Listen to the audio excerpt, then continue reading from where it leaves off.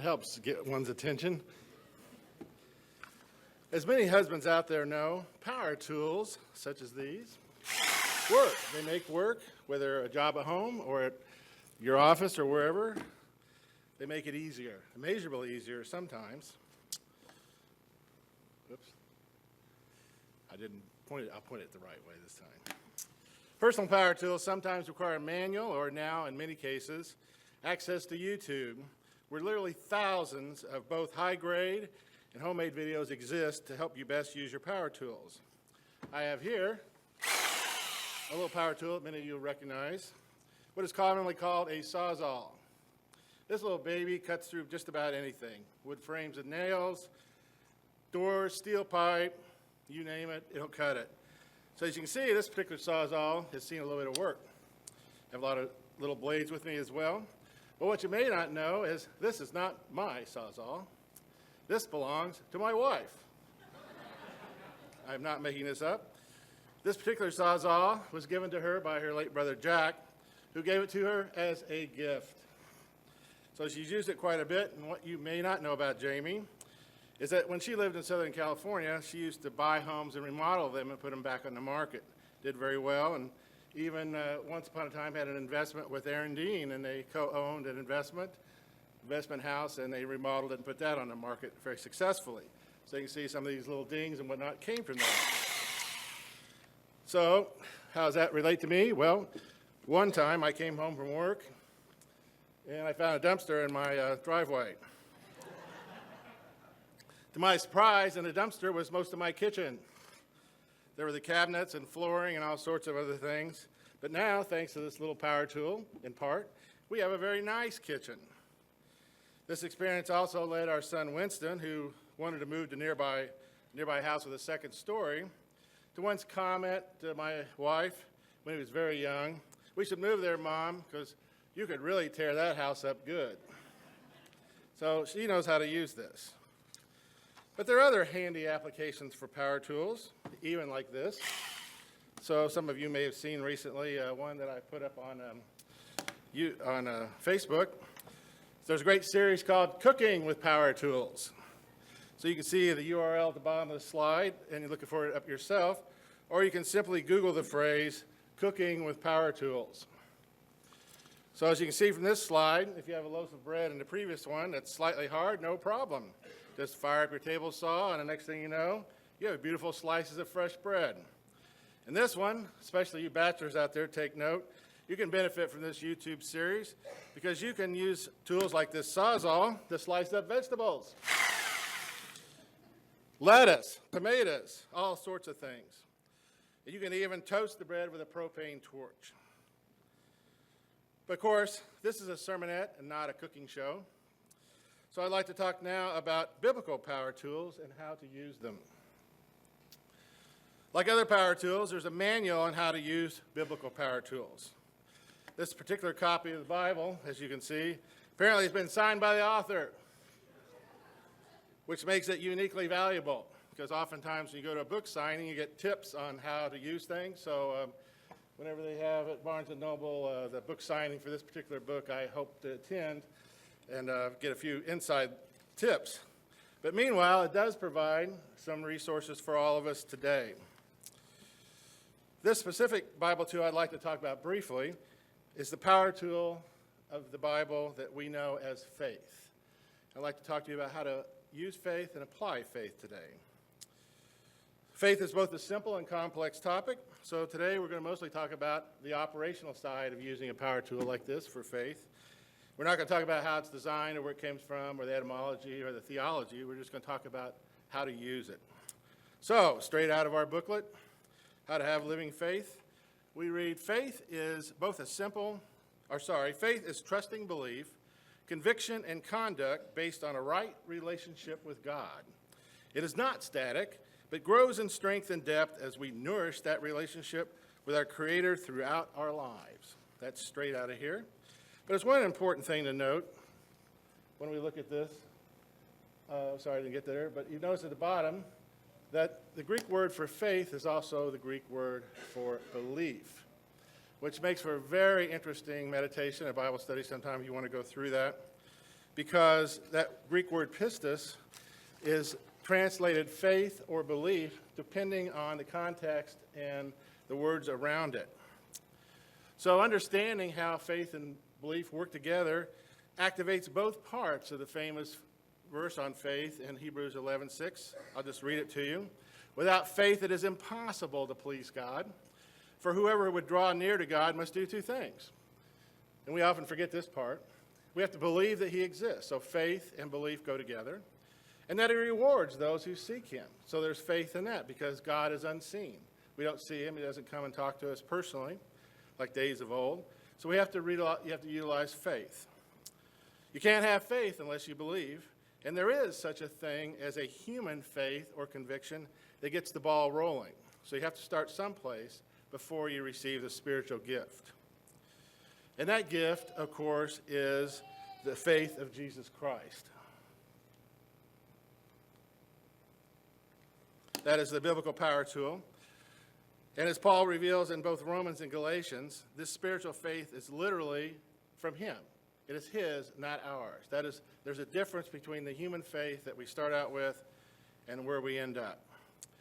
So here is a brief but important point. So hang in with me here and don't let your eyes glaze over. To get to this power tool, we have to understand this very important little grammar point. Understanding the critical phrase, pistos Jesu Christou, is all important in how to apply faith in our lives. There's a preposition there. And so as soon as I say the word preposition, everybody looks around and they got to check the air in their tires, right? No, this one's important. The Greek language doesn't use prepositions the way we use them in English. So translators stick in prepositions they believe is correct usage and how they feel it should be done. Why is this important here? Well, in the King James Version of both Romans 3:22 and Galatians 2:16, the phrase pistos Iso Christo, which is translated correctly, the faith of Jesus Christ, the appositive, is the right way. But if you go to the New King James Version, those of you who are looking at that, it says faith in Jesus Christ. So that's not even theologically possible. It doesn't work very well. And so it's an incorrect translation. And our booklet points out as a very nice section on that.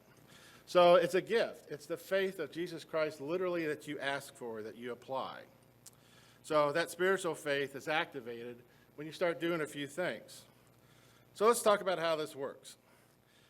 As disciples of Jesus Christ, we must ask him for this gift. And that request is in the category of unbreakable promises. If you ask for the faith of Jesus Christ, you will receive it. So what do we do with the spiritual gift of faith?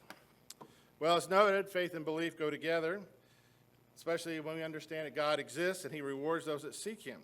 But the key point here is that when we do ask for faith, it doesn't necessarily make things easier, but it makes things possible. So here's the point of the whole sermon, the sermonette. This is how you use the biblical power of faith. After you've asked for the literal faith of Jesus Christ, then you make a conscious, deliberate decision to trust God. Sounds easy, but how hard is that? How do we turn our entire problems over to God? So let me say that again. After you've asked for the literal faith of Jesus Christ, you make a deliberate, conscious decision to trust God, to turn whatever your problem is or challenge is over to him. So we have to remember that God wants us to be involved and be engaged in every part of our lives. He wants us to share with him and give him all things, whether they're large or small, big or complex. He wants to be engaged personally. He wants us to have conscious, immediate, all-the-time contact with him. So this ability, this capacity, this astonishing alternative on how we integrate God in our daily lives is amazing. We face a rock, a situation too big to move or resolve. It's beyond us. Or we face a complex decision where we don't know the best answer. So we turn it over to God, and we say, here, God, this rock is too big for me. Even though I am a child of yours, even though you've given me marvelous abilities, this one is too big. It's all yours. That's the way it's supposed to work. That represents a deliberate choice. We ask and trust God. That's how we deploy that faith of Jesus Christ. He gives it to us. We ask him to use it, to activate it, to put it into action, and we go to the decision of trusting. of stepping back and letting God doing it. Sounds simple, sort of. Doesn't always work that way, does it? Sometimes when I do this, I get an immediate answer. Sometimes when I see things unfold in a fashion that can only be explained by the intervention of a supernatural power, I feel encouraged. I think, wow, this really does work. Sometimes it doesn't work. Sometimes there's a waiting period. That's where grace comes in. That's where the power of God, it manifests itself in this ability to continuing trusting, even when you don't see an immediate decision. But when that happens, I don't know about you, but I get anxious. I get worried. I may not say it aloud, but sometimes I'll think or feel, God, are you going to do anything? And then after a while, my trust starts to erode. I start rethinking whether or not I should be doing it this way after all. So I take the matter back.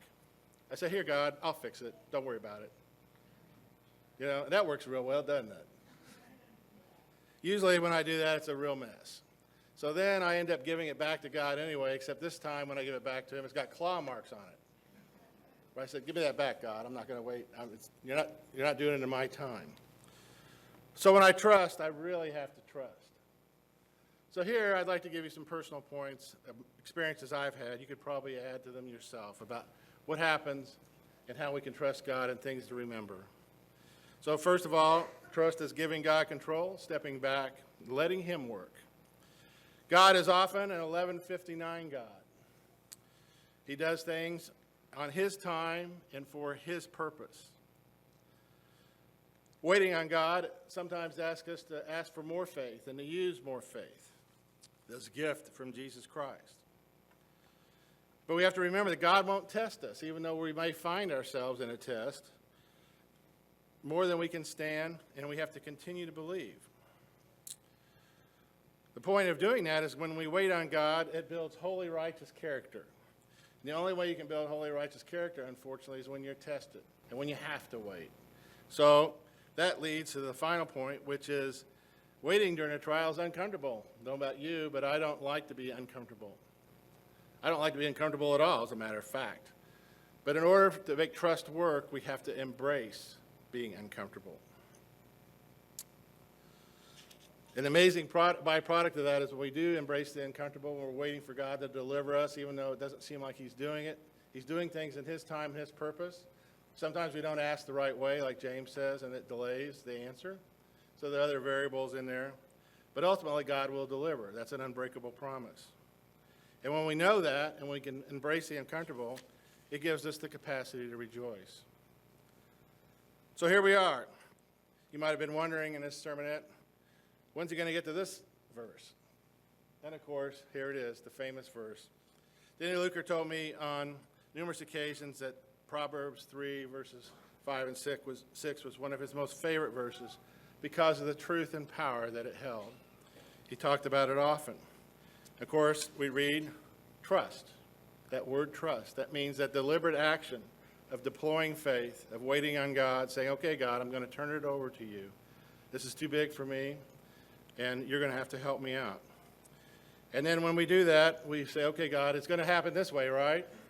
No, we don't lean on our own understanding. So in all our ways, we acknowledge him. And then the outcome is that he will answer. That's an unbreakable promise. He will make straight our paths. At some point, when it's his time and his purpose, when it's according to his will, that trust will be rewarded. So finally, matching up with the back end of Hebrews 11:6, we have to first believe that God exists and that he rewards those that seek us. But the front end that sets us up before trusting is that we're supposed to be embracing steadfast love. Some translations put this unfailing love and faithfulness, that gift, that spiritual gift of Jesus Christ. And we are to bind that love and that faith around our necks and write them on the tablet of our heart. So what happens when we deploy this faith and trust in God? Well, you can see at the bottom. The unbreakable promise is when you deploy the faith of Jesus Christ and you trust and wait patiently, let God do things with you the way it should all work out, then we will, you personally, will find favor and good success in both the sight of God and man. As many psalms and verses about the use of biblical power tools tell us, blessed is the man or the woman who trusts in God. Let's be one of those people who trust. Use your biblical power tools and trust God.